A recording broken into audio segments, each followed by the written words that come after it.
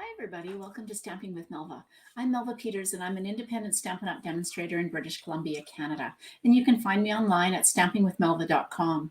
And today I'm going to show you how to make a card. I've used the Symbols of Fortune suite from the January to June mini catalog from Stampin' Up! This was the first suite that I knew I had to have. I absolutely love it for all sorts of reasons. The colors in the designer series paper are absolutely stunning. And I love ginkgo biloba leaves. I think that's how you say them. I have one in my logo. And so I absolutely love this, this suite.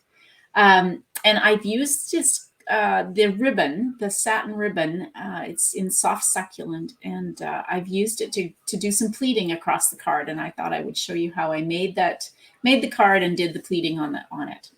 Okay, let me switch over to my desktop and we will get started. All right, so first of all, here's the card. I shared this as part of the International Highlights blog hop today. It was the winner's blog hop. And thank you to everybody who voted for my card when we did the blog hop in, let's see, it was the February blog hop, but we actually did it January 31st, and I used the Hello Ladybug suite, and I actually was voted number 2. So thank you so much for voting for my card if you did. And if you didn't, I'm sure I'll be playing along when we do it again in March. So you can check it out. It's the International Highlights blog hop. All right, so this is the Crane of Fortune, and this paper is absolutely stunning. It's got soft succulent and crumb cake and calypso coral in it. It is so, so pretty. The other side of the paper is all in smoky slate and white and gold. So it's specialty paper and it's just absolutely stunning. Okay, so this is the suite. Stamp set has this large chrysanthemum, I can't even say that, flower image, as well as the crane and some smaller images. The 2 dragonflies are so adorable. And then some really lovely sentiments.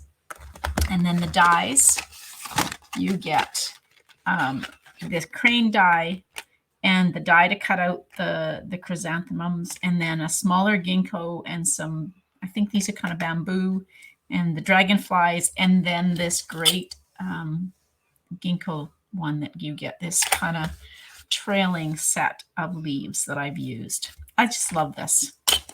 All right, let's get going on making the card.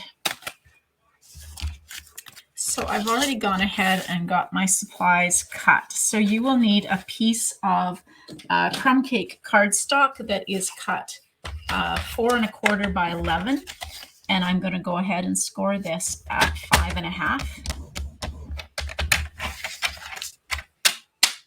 That's the only thing you need your trimmer for. So I've scored it. This is the side I've scored it on. So I always say fold into the mountain or the raised line that you created. So I always turn it over, grab my bone folder, and fold towards that raised line.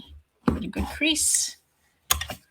Now, we're not going to adhere anything on that quite yet. I've got a piece of calypso coral that is cut 4 inches by 5 1/4.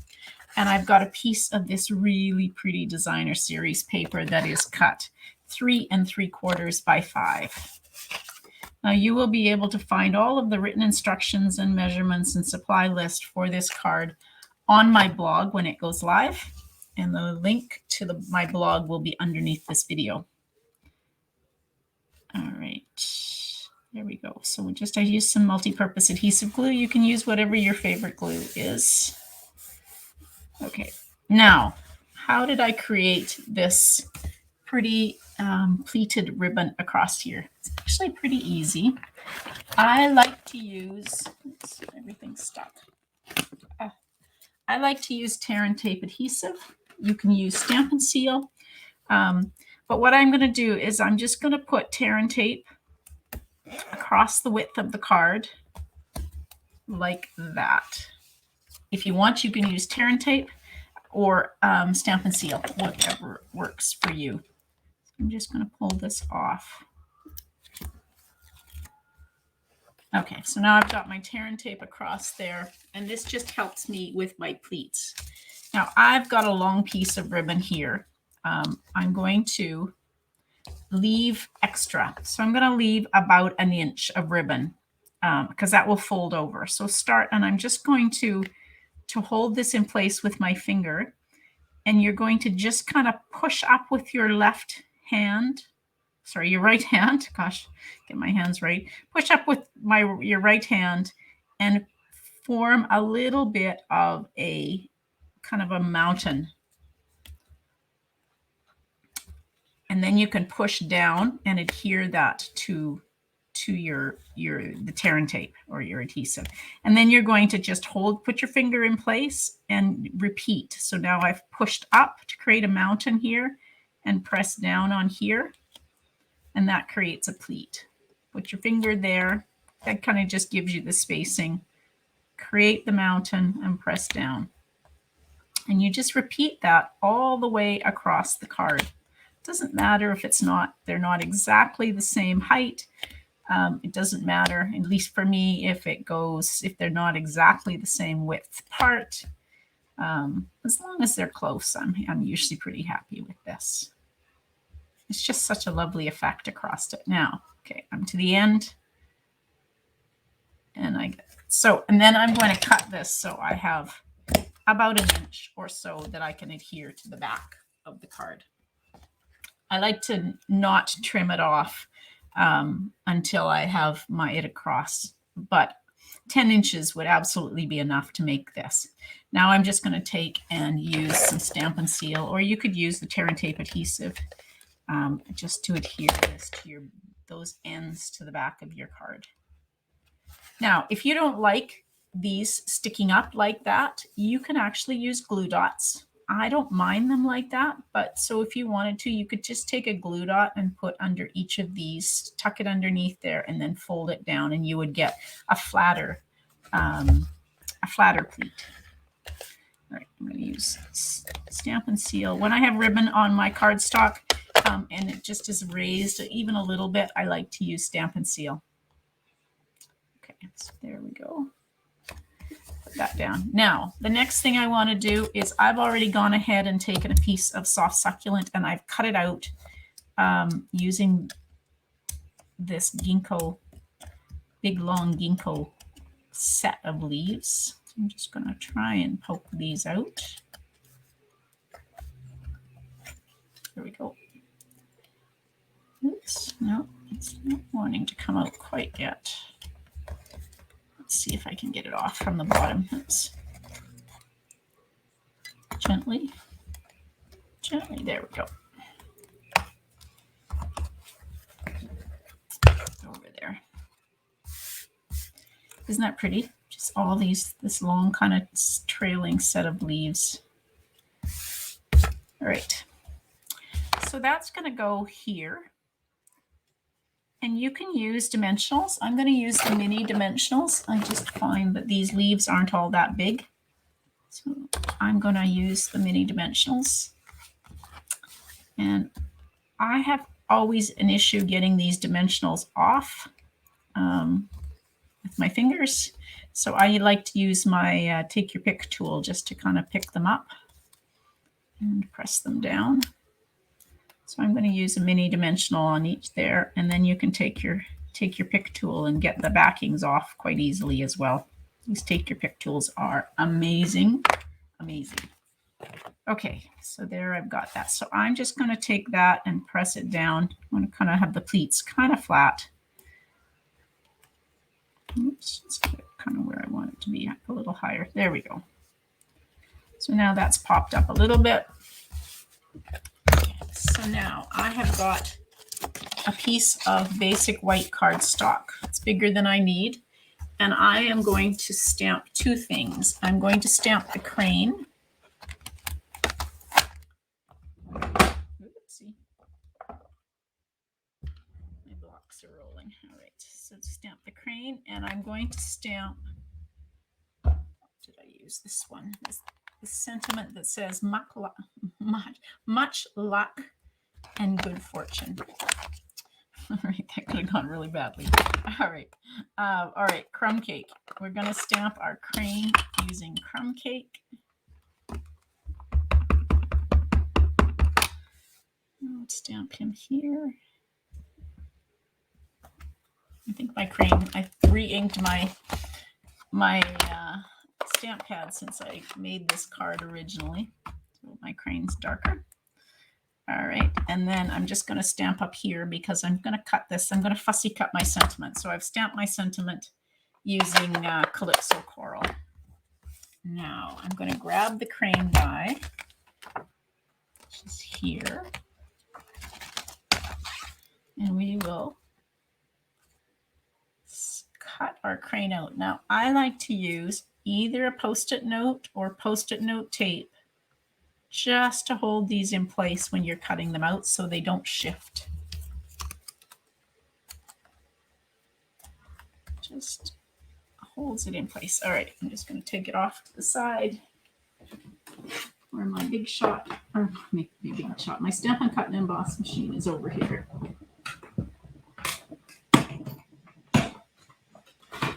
Having all sorts of issues this morning. All right, here we go. So I've got my crane cut out. Peel those off and save them for when I need them again. My crane away. All right, so there's my crane.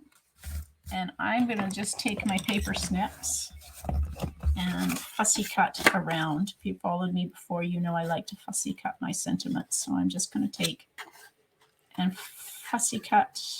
Doesn't take long. You can use a die or you can use a punch, whatever you like to do. There we go. Save that piece. Okay, so now I'm going to use dimensionals and I'm going to put my crane over top of my ginkgo leaves. Seems like a shame to cover those up, but I am. All right, and then I'm going to use the mini dimensionals as well because the regular size dimensionals are just too big for some of the, like around the head. And I might have to cut one, I think. So the dimensionals are going to be too big to do on the feet. So I'm just going to take and cut this in half, maybe. I don't know. Get it off my finger and put it down on the legs here, maybe on the feet. Here we go. And the other one is still on the scissors. Let's take that and put it on this set. All right.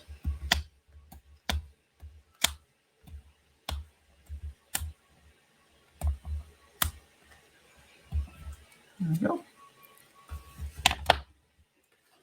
And now the crane can just go right on top like this with dimensionals. There. And then the last thing I want to put dimensionals on the front is my sentiment.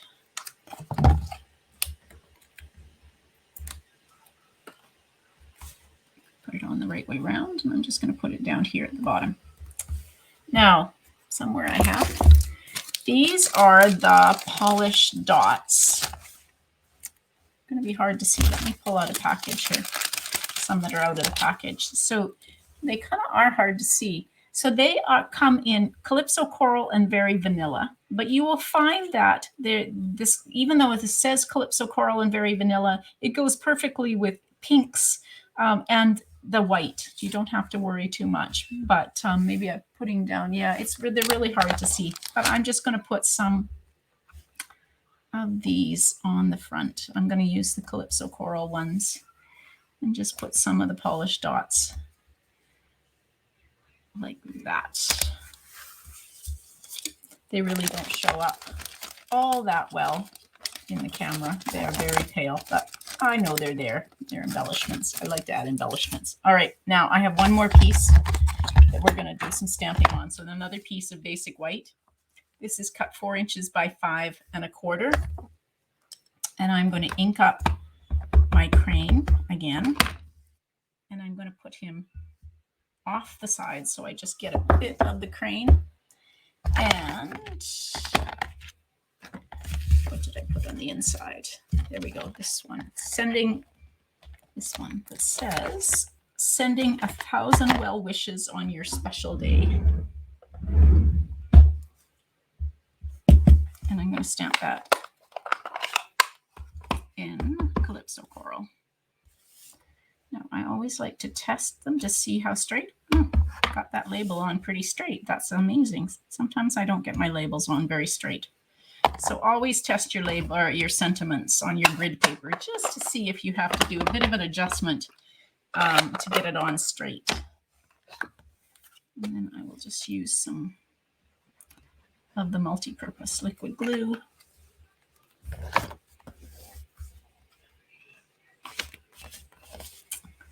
And put that on the inside of my card. There. All right, so there's my card. Hopefully you find that pleating isn't too hard to do. I find the trick to it, for me at least, is using either Stampin' Seal or tear and tape adhesive to hold it down. If you're trying to actually pleat and put a glue dot or something underneath it, I just can't seem to actually get my fingers and hands and the glue dots to work. So the tear and tape or Stampin' Seal, you've got the adhesive there and it sticks really well. So it just helps me with that, and I hope it'll help you as well. All right, everybody, thank you so much for joining me. Don't forget, if you haven't subscribed to my YouTube channel, please subscribe so that you get notified when I do either another video or when I go live, which I do on a regular basis. So hopefully you'll subscribe and you'll be notified. Thanks, everybody, for joining me. Happy stamping. Bye.